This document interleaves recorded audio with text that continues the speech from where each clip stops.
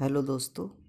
मैं कुछ आप लोगों से पूछना चाहता हूँ कि जिनके जवाब मेरे पास नहीं है। कुछ क्वेश्चन हैं मेरे, तो मैं सोच रहा हूँ शायद आपके पास उसके आंसर हों। आज जो हमारी सामाजिक स्थिति है, हमारे समाज में जो चल रहा है, उसके बारे में कुछ चिंतनीय बातें ऐसी हैं कि समस्या क्या है एक्चुअली में हम लोगों को पता ही नहीं है। और जब समस्या नहीं है तो समाधान तो पता होगा ही नहीं। तो इन क्वेश्चन से आपको क्या पता चलेगा कि समस्या है क्या। सबसे पहले हम बात करते हैं देश को सुधारने की। और देश कैसे सुधरेगा? जब वो यूनाइट होगा। और हालांकि जो कुछ पार्टियां हैं वो अपने विज़न लेकर चलती हैं, और विज़न भी उनके लगभग सही होते हैं, क्योंकि मुद्दा ये है कि अगर हम यूनाइटेड होने की या एक होने के विज़न को देखें तो इसमें क्या है कि पार्टी का विज़न होता है। मान लो हिंदूवादी से हो रहा है तो आप एक किसी न किसी एक समाज को, समुदाय को अलग कर रहे हैं, और किसी और अन्य जाति को लेकर चलते हैं तो आप उसको अलग कर रहे हैं। लेकिन मतलब क्या निकलता है कि अगर ये आपको किसी मुद्दे पर चलना है तो आपको किसी न किसी पार्टी से जुड़ना होगा या किसी भी विचारधारा से जुड़ना होगा, जो कि अपने ही देश में एक गृह युद्ध जैसी स्थिति को पैदा करती है। आपके पास कोई, ये तो यहाँ से प्रश्न निकल कर आता है कि आपके पास कोई ऐसा तरीका है जिससे कि हम ये मान सकें कि हम यूनाइटेड हैं, या हमारे यहाँ पर जितने भी धर्म हैं, कास्ट हैं, जाति है। मान लो आप एक चीज़ को लेकर चलो कि जैसे मान लो आपको विकास की राह पर चलना है और सबको साथ लेकर चलना है। बहुत ही अच्छा नारा भी दिया गया, सबका साथ सबका विकास। और उस चीज़ को लेकर चलने में एक थोड़ी सी परेशानी क्या होती है कि ये जो विचारधाराओं का खेल है ये महंगा पड़ जाता है। अब हम समानता की बात करें, ये तो हो गया प्रश्न। इसका जवाब मुझे चाहिए कि ऐसा कौन सा आइडिया है जिसके माध्यम से हम एक हो पाएँ। ठीक है, अब हम दूसरी बात करेंगे समानता की। समानता तो हम देख सकते हैं कि वोटिंग राइट देख लें तो 18 साल की आयु से ऊपर सभी व्यक्तियों को क्या है, मत वोट डालने का अधिकार है। ठीक है, इसके अलावा चुनाव लड़ने के अधिकार हैं। समानता समानता समानता को चिल्लाते हैं। इसके अलावा कुछ आरक्षण संबंधी मुद्दे हैं, उनके पीछे बहुत अच्छा तर्क दिया जाता है कि कुछ वंचित वर्ग हैं, उनको समानता में लाने के लिए इस प्रकार के आरक्षण दिए जा रहे हैं। सब सही है, सब विजन सही हैं, जो भी सरकारें आई उनके भी विजन सही है। लेकिन सवाल ये है कि समानता कहाँ से मिलेगी हमको। खामियां आपके सामने हैं। सबसे पहले जो व्यक्ति हैं, जो लोग हैं, उनमें ही सबसे बड़ी असमानता है। स्त्री और पुरुष को अलग समझा जाता है, हालांकि ईश्वर के द्वारा ही कुछ ऐसी भिन्नताएं पैदा की गई हैं जिसमें कि सामाजिक व्यवस्थाएं हैं। ज़्यादातर स्त्रियों को घर पर रखा जाता है और गृहिणी के तौर पर उनको स्वीकार किया जाता है। चलिए वो तो ठीक है, लेकिन समस्या तो है कि यहाँ पर असमानता हो गई। अब एक और बात देख लें, स्त्री और स्त्री में समानता की असमानता की बात करें, यहाँ भी समानता नहीं है। यहाँ पर क्या देखा जाता है, जो रंग रूप में अच्छी लड़की है उसको अच्छा परिवार मिलता है, जो रंग की फीकी है या फिर उसका रंग ऐसा है तो उसके लिए अलग समाज में अलग दृष्टि से देखा जाता है। मान लो एक चीज़ देखी जाती है कि खूबसूरती ही अपने आप में एक अपॉर्चुनिटी होती है, उसके विकास के अवसर खुल जाते हैं, उसको अच्छे परिवार का रिश्ता मिलेगा, उसकी एजुकेशन में भी उसको हेल्प मिलेगी और उसके दोस्त मित्र भी अच्छे बनेंगे। तो यहाँ भी असमानता हो गई। और एक बात और देखें तो ज़्यादातर हम एक चीज़ देख सकते हैं कि महिलाओं में ज़्यादातर महिलाएं क्या सोचती हैं कि मेरे यहाँ पर बालक पैदा हो। आप खुद स्त्री हैं, ठीक है, और स्त्री होने के बावजूद आप ये सोच रहे हैं कि आपके पास बालक हो, और आप इस चीज़ को बहुत अच्छी तरीके से समझते हैं कि स्त्री की अपनी एक समस्याएं होती हैं। इस प्रकार की समस्याएं उसके जीवन में ना हो, इसलिए आप लड़की को ही पैदा नहीं करना चाहती। तो यहाँ से स्त्री और स्त्री में विभेद पैदा हो जाता है। तो इस चीज़ का समाधान आप मुझे बताइए। अब एक और समस्या है भाईचारे की। यहाँ घर में दो भाइयों के बीच नहीं बनती। एक भाई दूसरे भाई से लड़ता है, झगड़ता है, हिस्से की मांग करता है, तो देश में बंधुता कैसे आएगी? सोचिए, इसका जवाब दीजिए। और हम भाईचारे की बात करें, चलो ठीक है, बंधुता, बंधु भाई, भाईचारे की बात करें तो भाईचारा कैसे पैदा होगा?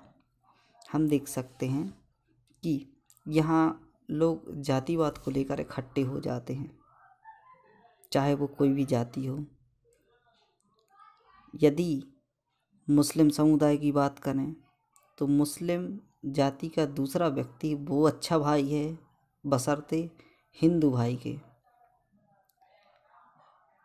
और हम देख सकते हैं कि कुछ समाज ऐसे हैं जो सिर्फ खुद के विकास के लिए दूसरों को गिराने, उनको दबाने का प्रयास करते हैं, और यह बिल्कुल सत्य है। आपसे केवल काम लिया जाएगा और काम के बदले आपको क्या दिया जाएगा कि आप ठीक से खा सकें, पी सकें और वापस वहाँ पर जॉब पर जा सकें। तो इस प्रकार की जो समस्याएं हैं, इस प्रकार की समस्याओं का समाधान क्या है, यह भी आपसे क्वेश्चन है। तो बात यह है कि लाइफ को एक अकेला व्यक्ति सही नहीं कर सकता। इसके लिए एक समुदाय की ज़रूरत है, एक आपसी सामंजस्य की ज़रूरत है। हमारे लिए ऐसा एनवायरनमेंट तैयार करना ज़रूरी है। अब मान लो यदि आपको विदेशों में किसी भी रेसिज्म हमारे यहाँ पर हुआ, विदेशों से उपनिवेश के समय भारतीयों को भारतीय क्षेत्र में बने हुए होटल, भारतीयों के पैसे से बने हुए होटल में यह लिखा जाता था कि यहाँ पर कुत्ते और भारतीयों का आना अलाउड नहीं है। तो आप देख सकते हैं रेसिज्म कितने बड़े स्तर पर हुआ करता था। अब हमारी लड़ाई पाकिस्तान से है, जो कि हमारे ही मूल के, हमारे ही साथ रहने वाले लोग हैं। और हम देख सकते हैं जो ब्रिटेन है, जो यूएसए है और जो यूरोपीय हैं, उनसे हम मित्रतावत व्यवहार करते हैं। क्यों?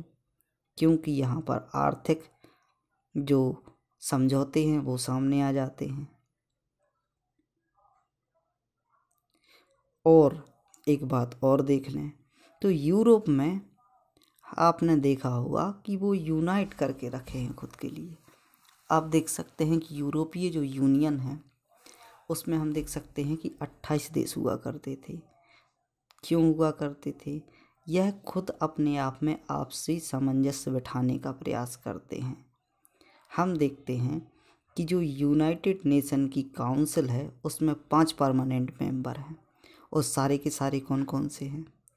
चाइना है, रसिया है, जर्मनी है, यूएसए है। तो हम देख सकते हैं सारे ऊपर से निकल कर आते हैं।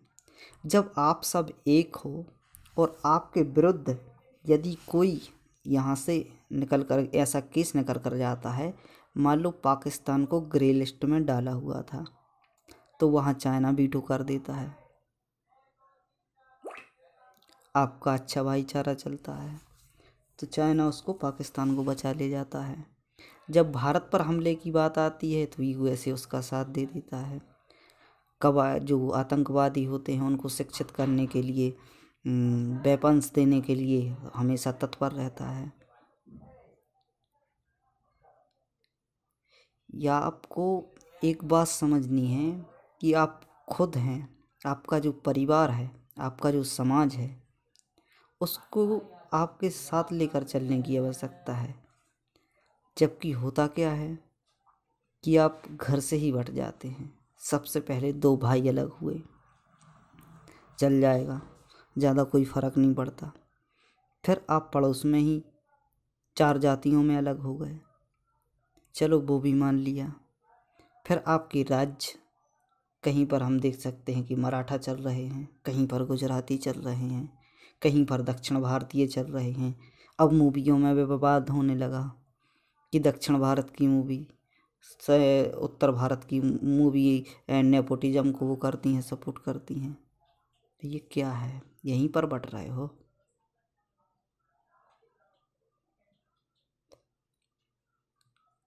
कई जो व्यापार करने के लिए एक स्थान से दूसरे स्थान पर जाते हैं उनको भगा दिया जाता है, उनको प्रताड़ित किया जाता है।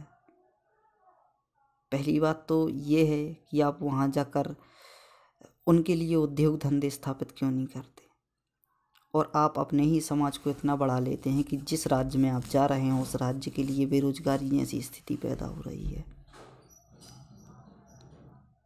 क्यों ऐसा है कि हमारे ही देश में कुछ लोग ऐसे हैं जिनके पास भरपूर पैसा है और कुछ लोग ऐसे हैं जिनके पास 2 टाइम का खाना नहीं है।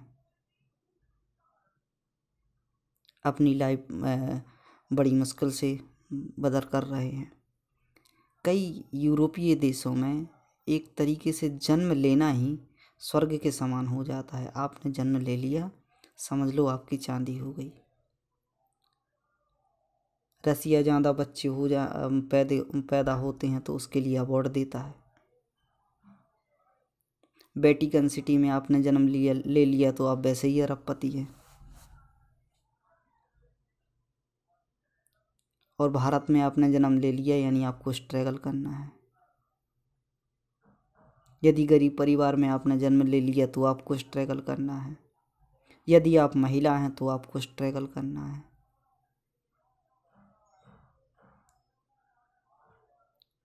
मौलिक अधिकार बढ़ रहे थे तो उस समय पर और मौलिक अधिकार, खाना बनाना महिला का मौलिक अधिकार है। इस प्रकार की बातें क्यों नहीं की गई? शैक्षणिक संस्थानों की स्थिति देखें तो ग्रामीण क्षेत्रों में यदि हम जाते हैं तो इस प्रकार की है कि कोई भी बच्चा सरवाइव नहीं कर पाएगा।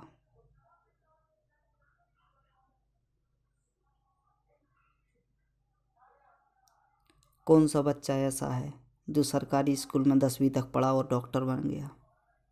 कोई एक बनता है IAS अधिकारी, वो भी कितने सर्वाइवल के बाद।